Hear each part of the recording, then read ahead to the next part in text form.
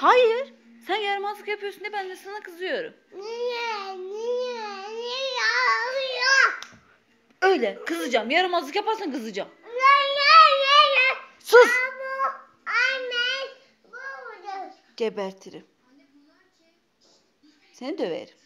Sen yaramazlık yapıyorsun diye ben de sana kızıyorum. Tamam mı? Neymiş? Söyle neymiş? Kırma. Bırak onu. Bırak. Bırak. Çek elini. Çek elini. Şimdi söyle. Ne diyorsun sen bana? Sen bana ne diyorsun İrem?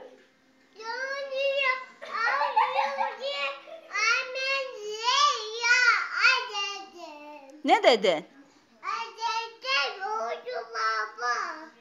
Baban nerede ya senin? Kime kızıyorsun sen? Sen kime kızıyorsun? Seni döverim. Defol git. Defol. Defol. Defol. Defol. Defol. Tamam evet püskülü.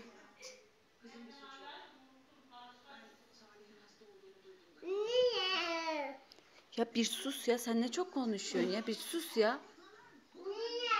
Niye konuşuyorsun?